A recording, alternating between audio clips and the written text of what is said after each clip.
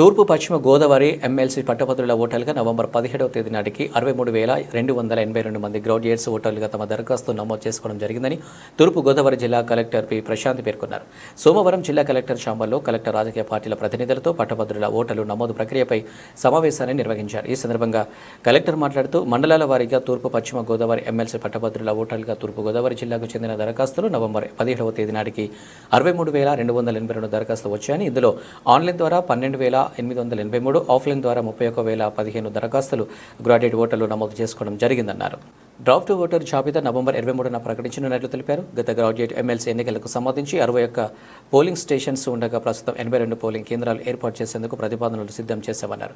గతంలో కంటే అదనంగా 21 పోలింగ్ కేంద్రాలు పెరుగుతున్నాయన్నారు. ఈ కార్యక్రమంలో వివిధ రాజకీయ పార్టీల నాయకులు, బీజేపీ జిల్లా ప్రధాన కార్యదర్శి B Ramachandrarao, BSP party Patnala Vijay Kumar, Aam Aadmi party జిల్లా అధ్యక్షులు వై శ్రీనివాసరావు, సిపిఐఎం జిల్లా సెక్రటరీ టి అరుణ్ తదితరులు పాల్గొన్నారు.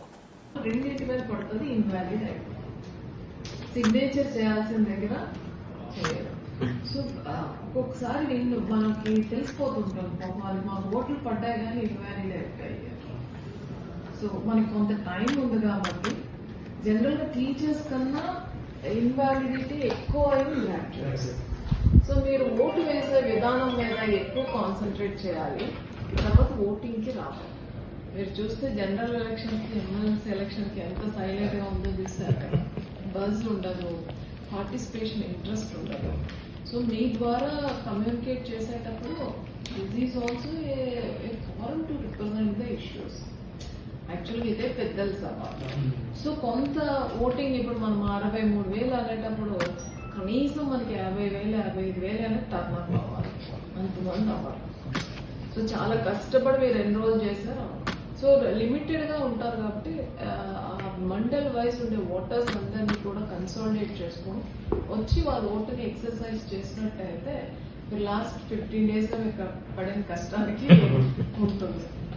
ప్రజా సమస్యల పరిష్కార వేదికలో వచ్చిన ప్రతి అర్జీని పరిశీలించి అర్జీదారునికి పూర్తి స్థాయి న్యాయం చేయాలని Rajamahendravaram RTO R Krishna Naik division స్థాయి అధికారులను సూచించారు. సోమవారం రాజమహేంద్రవరం ఆర్టీఓ కార్యాలయంలో నిర్వహించిన పీజీఆర్ఎస్ మీకోసం వేదికలో వచ్చిన అర్జీలను డివిజన్ స్థాయి అధికారులతో కలిసి స్వీకరించారు. ఈ సందర్భంగా మాట్లాడుతూ పీజీఆర్ఎస్ మీకోసం ద్వారా ప్రజల నుంచి 7 అర్జీలను స్వీకరించడం జరిగిందన్నారు. ప్రతి అర్జీని నిర్ణీత కాల వ్యవధిలో పరిష్కరించి దరఖాస్తుదారునికి న్యాయం చేయాలని అధికారులకు సూచించారు. ఈ కార్యక్రమంలో డివిజన్ స్థాయి అధికారులు తదితరులు పాల్గొన్నారు.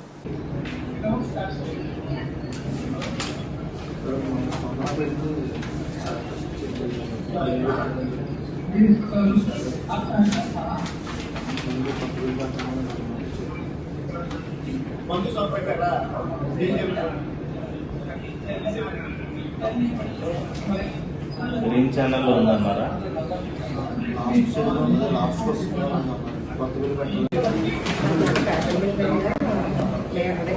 అందరికన్నా 300 మంది ఫ్లాట్స్ తీసుకున్నాం సార్. అన్నది రిజిస్టర్ ప్రైవేట్లోనే తీసుకున్నాం. అయితే అది సాలిడ్ వేస్ట్ మేనేజ్మెంట్ ప్రపోజల్ పెట్టి 2017లో పంపించారు. మాకైతే ఇన్ఫర్మేషన్ ఇవ్వలేదు.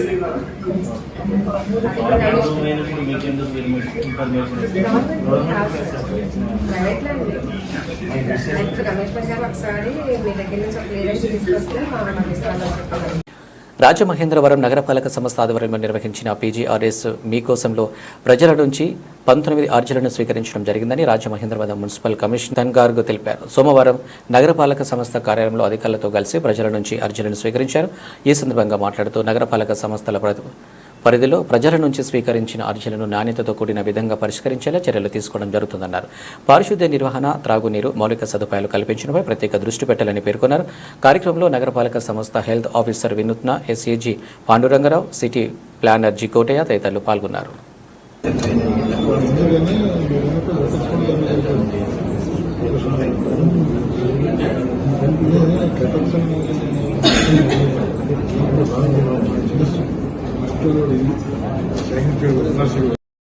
రాజమహేంద్రవరం నగరపాలక సంస్థ ఆధ్వర్యంలో నిర్వహించిన పీజీఆర్ఎస్ మీకోసంలో ప్రజల నుంచి 19 అర్జీలను స్వీకరించడం జరిగిందని రాజమహేంద్రవరం మున్సిపల్ కమిషనర్ గారు తెలిపారు. సోమవారం నగరపాలక సంస్థ కార్యాలయంలో అధికారులతో కలిసి ప్రజల నుంచి అర్జీలను స్వీకరించారు. ఈ సందర్భంగా మాట్లాడుతూ నగరపాలక సంస్థల పరిధిలో ప్రజల నుంచి స్వీకరించిన అర్జీలను నాణ్యతతో కూడిన విధంగా పరిష్కరించేలా చర్యలు తీసుకోవడం జరుగుతుందన్నారు. పారిశుద్ధ్య నిర్వహణ, త్రాగునీరు, మౌలిక సదుపాయాలు కల్పించడంపై ప్రత్యేక దృష్టి పెట్టాలని పేర్కొన్నారు. కార్యక్రమంలో నగరపాలక సంస్థ health officer Vinoothna, SAG Pandurangarao, city planner G Kotaiah తదితరులు పాల్గొన్నారు.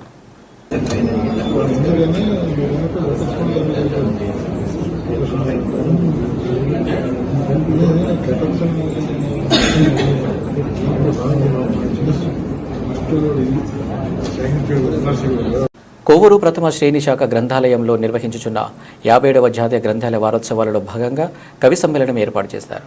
కార్యక్రమంలో తుటగుంట భైరవమూర్తి రిటైర్డు తెలుగు పండిట్ అధ్యక్షత వహించగా రాయప్రోల్ కామేశ్వర శర్మ రిటైర్డు లెక్చరర్, కవి, పుస్తక రచయిత అని పెద్ది జగన్నాథ శాస్త్రి, రిటైర్డు తెలుగు పండిట్ చామర్తి విశ్వనాథం మరియు యువ కవి ఎం రాజు పాల్గొన్నారు. ఈ కార్యక్రమానికి అధ్యక్షత వహించిన భైరవమూర్తి మాట్లాడుతూ గ్రంథం అంటే ముడిగంది గలది, గ్రంథం అలాంటి గ్రంథాలను ఒకే చోట లభించేదే గ్రంథాలయం. పిల్లలకు శతక గ్రంథాలు నేర్పించాలని, దానిలో భాష, నీతి, లోక జ్ఞానం ఉంటాయి అని తెలిపారు. చామర్తి విశ్వనాథ శర్మ మాట్లాడుతూ చదువు కాకపోతే అజ్ఞాని అవుతాడు, చదివితే మంచి చెడు అనే భేదం తెలుస్తుందని, పూలవనం కన్నా పుణ్యగుడి కన్నా పుస్తకం గొప్పదని, పుస్తకం గొప్పదనం గురించి వివరించారు.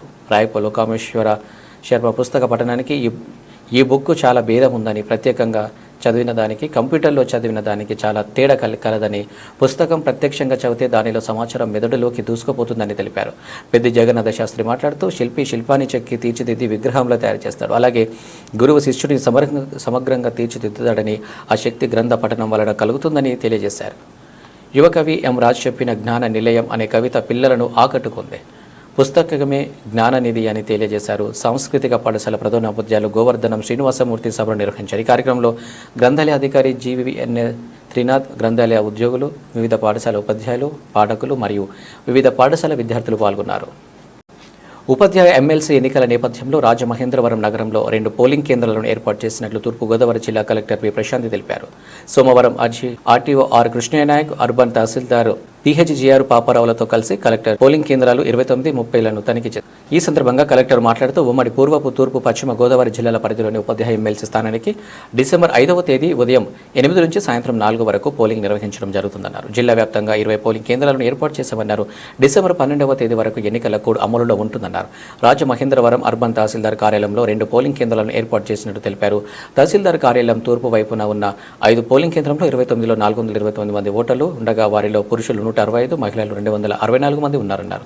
పశ్చిమ వైపున ఉన్న పోలింగ్ కేంద్రంలో 30లో 323 మంది ఓటర్లు ఉండగా వారిలో పురుషులు 152, మహిళలు 175 మంది ఉన్నారన్నారు. ఓటర్లు తమ ఓటు హక్కును వినియోగించుకునేందుకు బ్యాలెట్ ద్వారా అవకాశం కల్పించడం జరుగుతున్నట్టు తెలిపారు.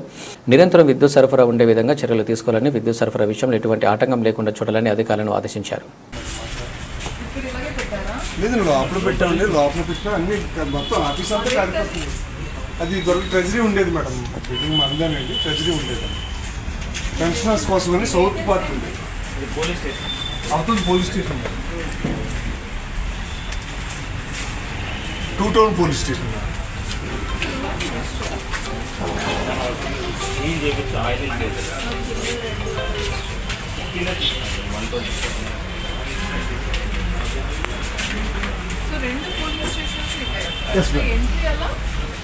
ఇలా వచ్చి ఇది 28 మేడం, అది ఇలా వచ్చి ఇలా చూసుకుని ఇలా వెళ్ళిపోతాం. అటు సైడ్గా అలా వచ్చి 327, 429 మేడం.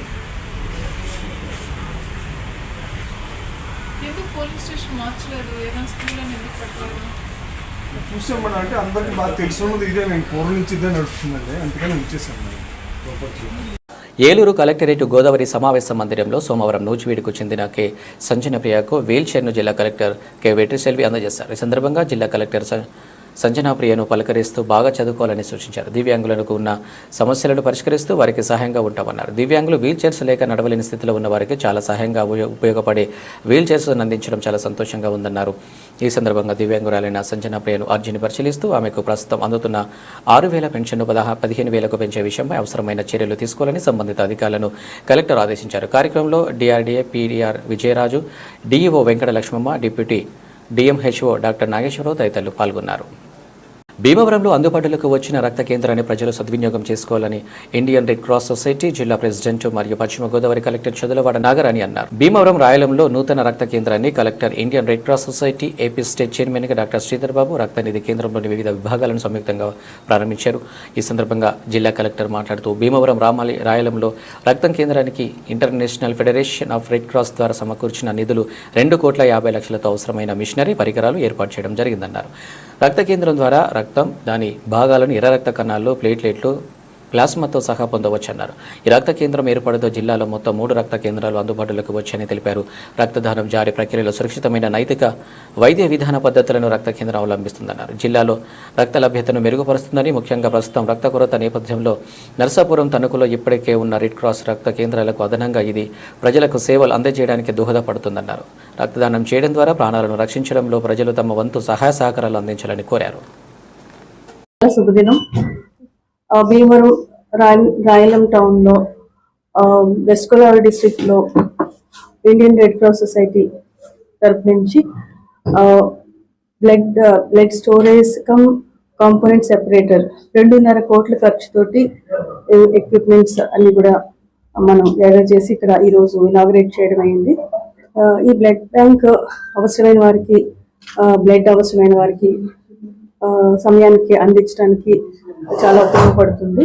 ఇప్పుడు జిల్లాలో ఆల్రెడీ మనకి 3 బ్లడ్ స్టోరేజ్ ఉన్నాయి. దానికి ఇప్పుడు అదనంగా ఈ బ్లడ్ స్టోరేజ్ యూనిట్ వస్తుంది మనకి బ్లడ్ బ్యాంక్. దీంతో రెడ్ బ్లడ్ సెల్స్ ఇక్కడ కేవలం బ్లడ్ బ్యాంక్ మాత్రమే కాకుండా ఇక్కడ బ్లీడింగ్ కూడా చేయడం జరుగుతుంది. Plus red blood cells, plasma, platelets కూడా ఇక్కడ అందించిన అవసరమైన పేషెంట్స్ కి మనం ఫ్రీగా ఇస్తాం.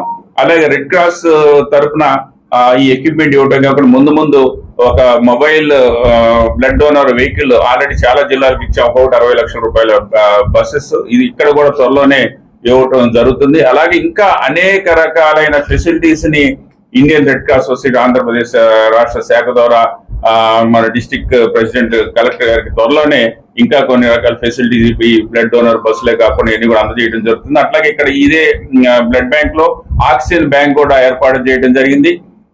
ఎవరికైనా సరే ఆక్సిజన్ కావాల్సి వచ్చినప్పుడు వారికి ఈ ఆక్సిజన్ బ్యాంక్ ద్వారా ఎప్పుడైనా ఈ ఆక్సిజన్ కాన్సన్ట్రేట్ తీసుకెళ్లి ఉపయోగించుకోవచ్చు. 30% బ్లడ్ మేము ఫ్రీగా ఇస్తాం. అంటే మేము 100 బ్లాక్లు తీసుకున్నాం అనుకోండి, అందులో 30% ఫ్రీగా ఇస్తాం. వైట్ కార్డ్ హోల్డర్స్ కి గవర్నమెంట్ హాస్పిటల్లో వైట్ కార్డ్ హోల్డర్స్ 30% ఇస్తాం. అలాగే తలసీమియా పేషెంట్కి ఇస్తాం. అలాగే కొంతమంది క్యాన్సర్ పేషెంట్కి ఇస్తాం. ఇట్లా 30% అనేది మేము తప్పనిసరిగా ఇస్తాం. అలాగే జనరల్ గా ఏం చేస్తూ ఉంటారంటే ఒక బ్లడ్ ఇవ్వాలంటే ఇంకో డోనర్ తీసుకొచ్చి మనం బ్లడ్ యూనిట్ ఇస్తూ ఉంటారు. జనరల్ మాకు రెడ్ క్రాస్ లో ఇది లేదు. మీరు బ్లడ్ వేరే ఇవ్వాల్సిన పని లేదు, డైరెక్ట్ గా మనం బ్లడ్ ఇష్యూ చేస్తాం. కాబట్టి ఇవన్నీ అనేక రకాల ఈ రెడ్ క్రాస్ లో ఏంటంటే టోటల్ స్క్రీన్ బ్లడ్ మీరు చూసారు ఇంత ఎక్విప్మెంట్ 2.5 కోట్ల రూపాయల ఎక్విప్మెంట్ బ్లడ్ బ్యాంక్ లో అన్ని రకాల స్క్రీనింగ్ ఉంటాయి అనమాట. HIV స్క్రీనింగ్ దగ్గర ప్రతి ఒక్కటి కూడా చాలా పర్ఫెక్ట్ గా మనం స్క్రీన్ చేసి ఈ బ్లడ్ ఇవ్వడం జరుగుతుంది. స్వచ్ఛమైన బ్లడ్ అన్నమాట. తర్వాత మేము బ్లడ్ డొనేషన్ తీసుకునేది కూడా ఎక్కువ యూత్ నుంచే, స్టూడెంట్స్ నుంచే. కాబట్టి ఇందులో ఇన్ఫెక్టెడ్ ఇది చాలా తక్కువ పర్సెంట్ ఉన్నా కూడా స్క్రీనింగ్ లో తెలిసిపోతుంది. కాబట్టి ఇక్కడ చాలా ప్యూర్ బ్లడ్ అనేది మనకు దొరుకుతుందని మీకు తెలియజేస్తున్నాను. జంగారెడ్డిగూడ మండలం గురువాయిగూడెంలోని శ్రీ హరిహర సుత అయ్యప్ప స్వామి ఆలయం మరింత అభివృద్ధి చెందాలని, దీనిలో ప్రతి ఒక్కరు భాగస్వామ్యం కావాలని city cable MD Palaparthi Srinivas ఆకాంక్షించారు. గురువాయిగూడెంలోని అయ్యప్ప స్వామి ఆలయంలో అయ్యప్ప మాలధారులకు నిర్వహిస్తున్న భిక్ష కార్యక్రమం 38వ రోజు కూడా కొనసాగుతుంది. ముప్పన ఉదయ భాస్కర్ రెడ్డి, నిర్మల దంపతులు, గంగు గాంధీరెడ్డి, సునీత దంపతులు కుటుంబ సభ్యులు సోమవారం భిక్షదాతలకు వ్యవహరించారు. ఈ కార్యక్రమంలో ముఖ్య అతిథిగా పాల్గొన్న city cable MD Palaparthi Srinivas ఆలయ ట్రస్ట్ సభ్యులు గంగు జగన్మోహన్ రెడ్డితో కలిసి మీడియాతో మాట్లాడారు. గురువాయిగూడెంలోని అయ్యప్ప స్వామి ఆలయం ఎంతో ప్రాచుర్యం చెందిందన్నారు. దూర ప్రాంతాల ప్రజలు కూడా ఈ ఆలయంకు వస్తున్నారని తెలిపారు. దీక్ష చేపట్టిన మాలదారులకు 45 రోజుల పాటు అన్న సమారాధన ఏర్పాటు చేయడం అభినందనీయమన్నారు. దేవాలయం మరింత అభివృద్ధి చెందాలని, దీనికి భక్తులు సహకరించాలని కోరారు. కార్యక్రమంలో ఆలయ కమిటీ సభ్యులు పాల్గొన్నారు.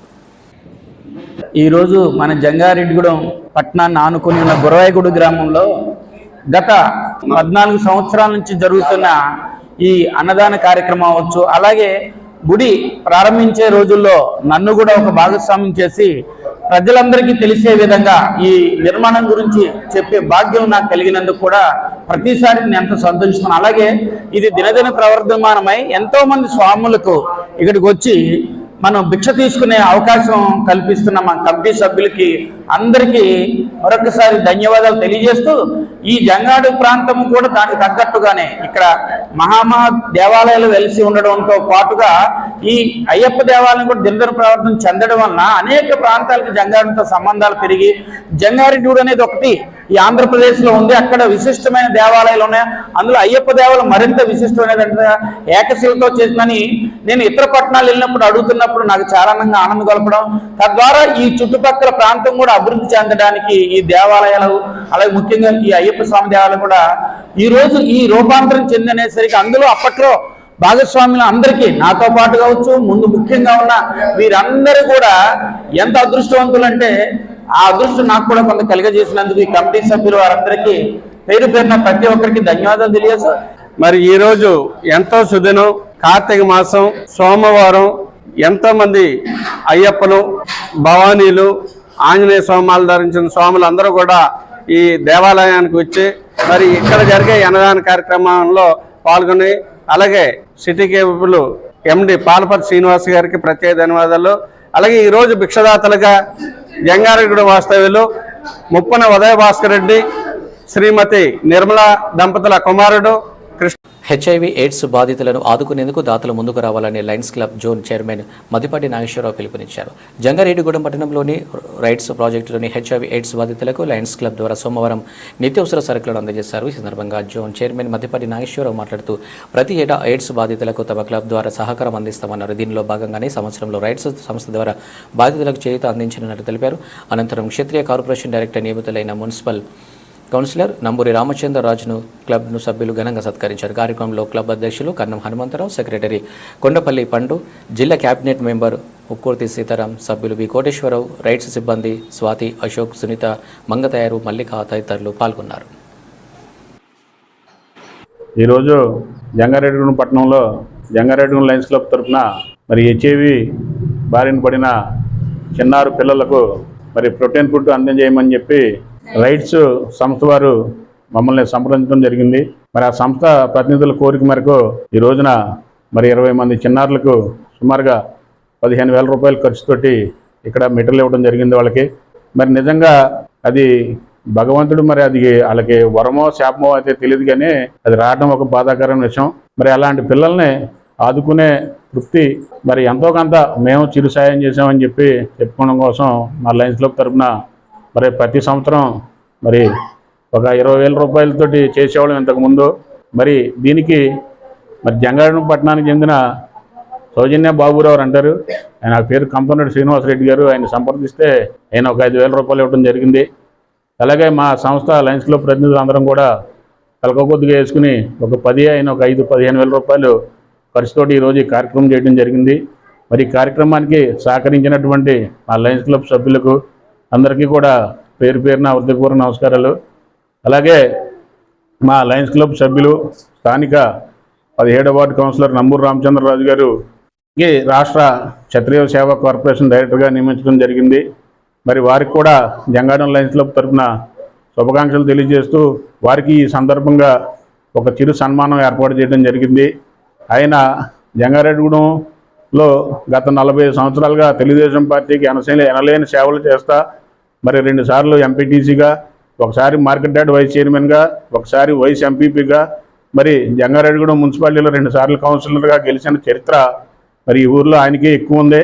ఎక్కువ కాలం ప్రజాప్రతినిధిగా పనిచేసిన అదృష్టం ప్రజలు ఆయన కల్పించడం, అలాగే ఆయనకు కూడా ప్రజలకు ఎప్పుడు అందుబాటులో ఉండి నిత్యం సేవ చేయటం, మరి అలాగే మా లయన్స్ క్లబ్ సభ్యుడిగా ఉంటాం. మా లయన్స్ క్లబ్కి పర్మనెంట్ ప్రాజెక్టుకి ఆయన వంతుగా చాలా సహాయ సహకారాలు అందించారు. కార్తీక మాసం సోమవారం సందర్భంగా భీమడోలు మండలంలో శివాలయాలు భక్తులతో కిటకిటలాడాయి. భీమడోలు శ్రీ భీమేశ్వర స్వామి ఆలయం, పలసానిపల్లి శ్రీ రామలింగేశ్వర స్వామి ఆలయం, గుండుగోలను శ్రీ బ్రహ్మరంభ మల్లేశ్వర స్వామి ఆలయం, అమ్మరిపేట శ్రీ ఉమారామలింగేశ్వర స్వామి పులసకలేశ్వర స్వామి ఆలయాల వద్ద భక్తులు తెల్లవారుజాము నుండి క్యూలైన్లో బారులు తీరారు. విశేష అభిషేకాలు, పూజలు నిర్వహించారు. ఆలయం ఆవరణలో దీపాలు వెలిగించారు. భారీగా తరలి వచ్చిన భక్తులకు ఇబ్బందులు తలెత్తకుండా ఆలయ కమిటీ నిర్వాహకులు తగిన ఏర్పాట్లు చేశారు. ఈ సందర్భంగా భీముడోలు శ్రీ పార్వతీ సమేత భీమేశ్వర స్వామి ఆలయంలో ఆలయ అర్చకులు కల్లకూరి ఉమాశంకర శర్మ ఆధ్వర్యంలో స్వామికి విశేష అభిషేకాలు, పూజలు నిర్వహించారు. ఈ సందర్భంగా అర్చకులు మాట్లాడుతూ కార్తీక మాసం పురస్కరించుకుని తెల్లవారుజాము నుంచి ఆలయంలో భక్తులు విశేష అభిషేకాలు, పూజలు నిర్వహిస్తున్నట్లు తెలిపారు.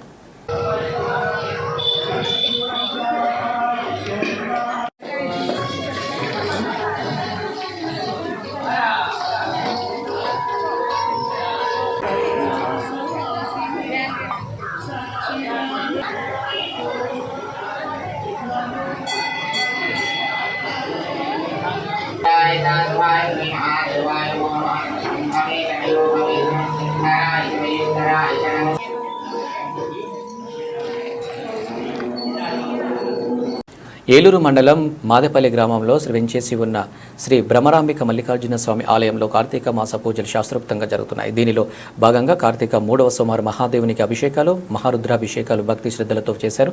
అలాగే ప్రధాన అర్చకులు కృష్ణ చైతన్య శర్మ ఆధ్వర్యంలో అభిషేకాలు అత్యంత భక్తి శ్రద్ధలతో నిర్వహించారు. కార్యక్రమంలో అధిక సంఖ్యలో భక్తులు పాల్గొని మహాదేవుని కృపా కటాక్షాలు పొందారు. అనంతరం తీర్థ ప్రసాదాలు వితరణ జరిగింది.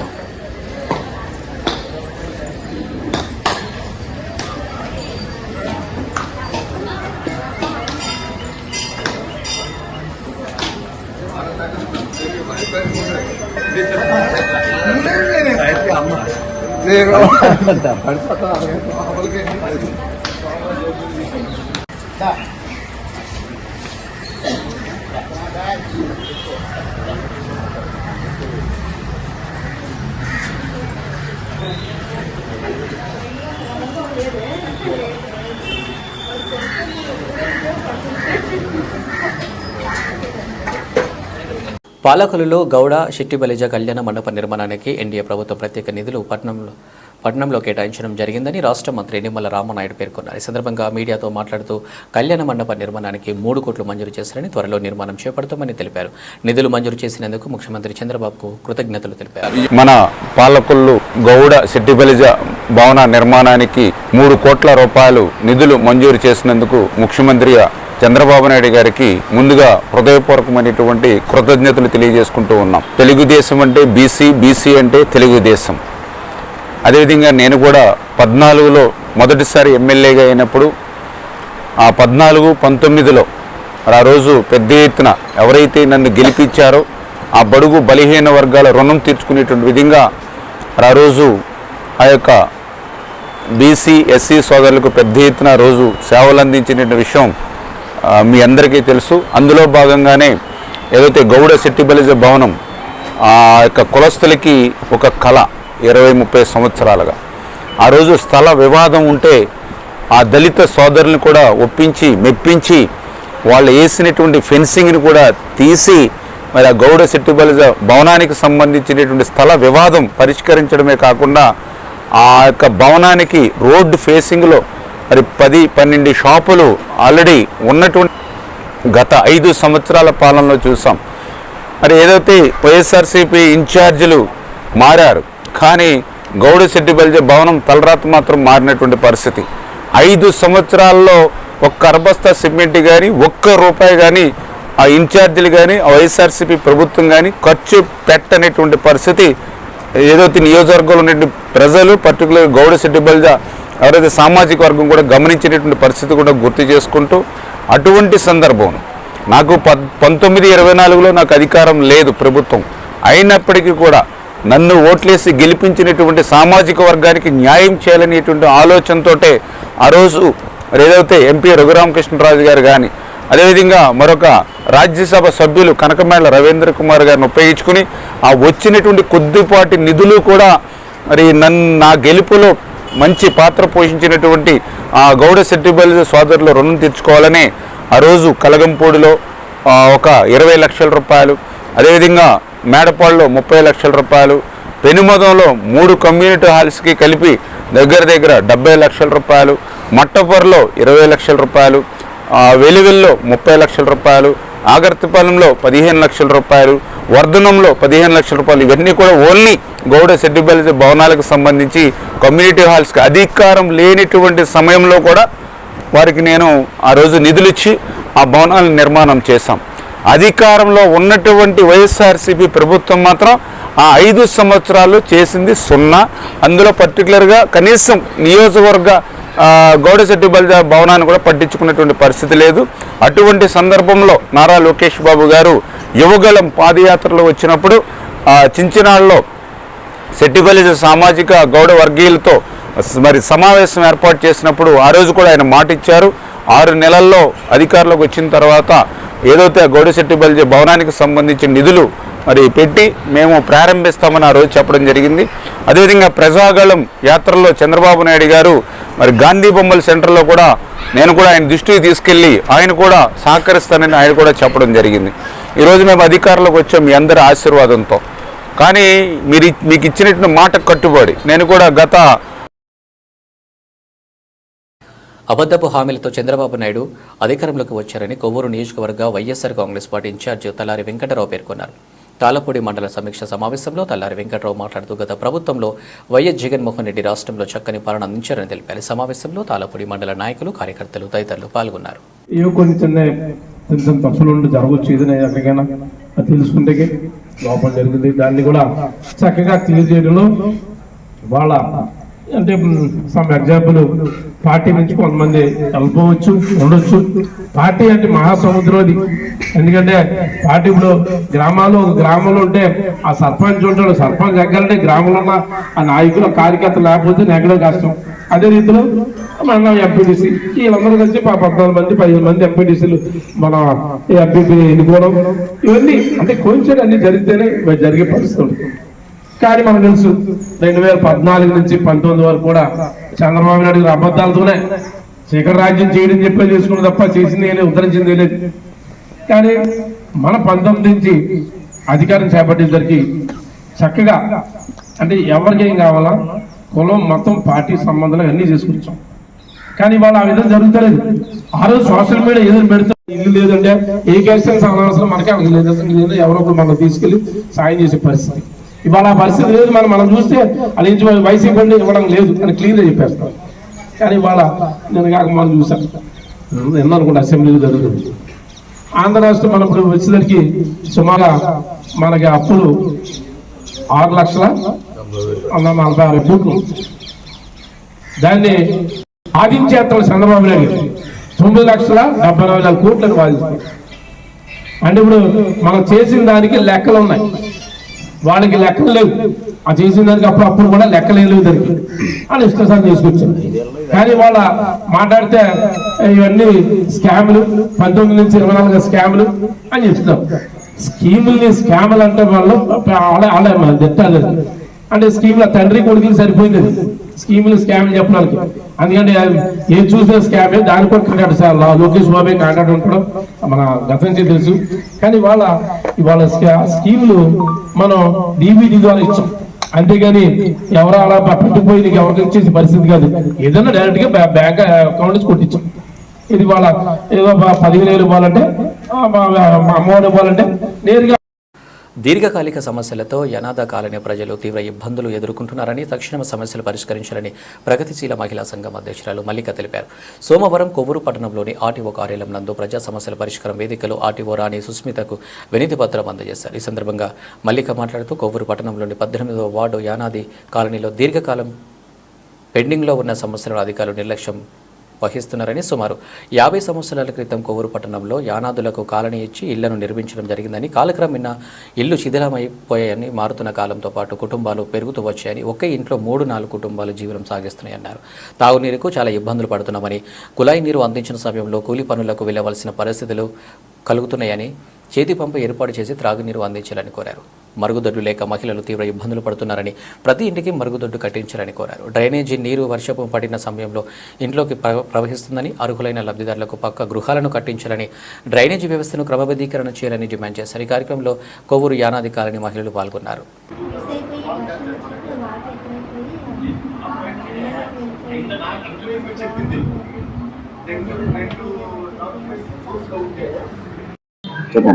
నా పేరు సుబ్బలక్ష్మి అండి, పొందూరు సుబ్బలక్ష్మి అండి.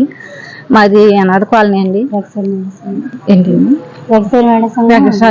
ప్రెసిడెంట్ అండి. మాకు నీటి సమస్య, కుళాయిలు ఎప్పటి నుంచో వేసిన ఉన్నాయండి కుళాయిలు, కానీ అవి పని చేయట్లేదండి. బోర్లు కొట్టుడిపోయి బోర్లు అండి, అవి పని చేయట్లేదు సార్. అప్పుడు అవి మాకు కొట్టుడు పైపు కావాలి సార్. మేము పనులకి వెళ్తామండి. పనులకి వెళ్ళి మరి కుళాయిలు వేసారు సార్, నీళ్ళు సదుపాయం చేశారు కానీ మేము పనులకి వెళ్ళిపోతాం. ఆ నీళ్ళు వచ్చే టైంకి మేము ఉండం సార్.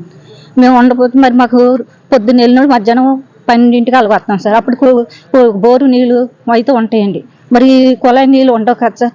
అందుకే మాకు బోరు పంపులు వేయాలని కోరుకుంటున్నాం సార్. మేము 4 వీధుల్లో ఇదే సమస్య సార్. నీళ్ళు మాకు ఇదే సమస్య అండి. నీళ్ళ గురించే మాకు ప్రాబ్లం అండి. బాగా కొట్టుడు పైపులు లేని వాళ్ళు చాలా ఇదిగా బోర్లు వేసుకున్న వాళ్ళు ఉంటారు, నీళ్ళు రావట్లేదు సార్. వస్తున్నాయి ఎందుకంటే మేము ఉండలేదు, పనులకి వెళ్ళిపోతాం, ఇళ్లలో పనులకి వెళ్ళిపోతాం. మాకు కుళాయి, మాకు కొట్టుడు పైపులు వేయాలని కోరుకుంటున్నాం సార్. మేము ప్రగతి సంఘ మహిళా సంఘం నుంచి వచ్చానండి. నా పేరు రాజూరి భవాని, నేను సెక్రటరీ అండి. అయితే మాకు ఎస్టీ కాలనీ నుంచి వచ్చాము 10 మంది కూడా. ఎందుకంటే మాకు చాలా సమస్యలు ఉన్నాయి, కానీ ఎవరు గవర్నమెంట్ వాళ్ళు కానీ ఎవరు అధికారుల ద్వారా మాకు ఏ సహాయం కూడా అందట్లేదండి. అంటే కుళాయి ట్యాప్స్ వేసారండి, కనీసం మున్సిపాలిటీ పన్ను కుళాయి వచ్చినప్పుడు మేము పనులకి వెళ్ళిపోతున్నాం. మళ్ళీ సాయంత్రం వచ్చినప్పుడు కూడా మళ్ళీ పట్టుకున్న టైంలో కూడా మేము రాలేని పరిస్థితి అండి. అయితే మాకు మెయిన్ ఏంటంటే కొట్టుకున్న పంపులు కావాలండి. అయితే వీధికి కావాలి. మాకు 4 వీధులు ఉన్నాయి, 4 వీధులు కూడా కుళాయి ప్రాబ్లం అండి. కుళాయి వచ్చినా సరే మరి కొట్టుకున్న పంపులు ఉండాలండి. ఎండాకాలం వచ్చిందంటే కనీసం 3-4 డేస్ కూడా వాటర్ రావట్లేదండి. అదే టైంలో కూడా ఇప్పుడు అది కాకుండా ఇంకో సమస్య ఏంటంటే మాకు మెయిన్ ఆడవాళ్ళకి బాత్రూమ్స్ లేవండి. ఇంటింటికి కూడా లెటర్న్స్ కావాలి ఆడవాళ్ళకి ముఖ్యమైన. ఇవి అప్డేట్స్.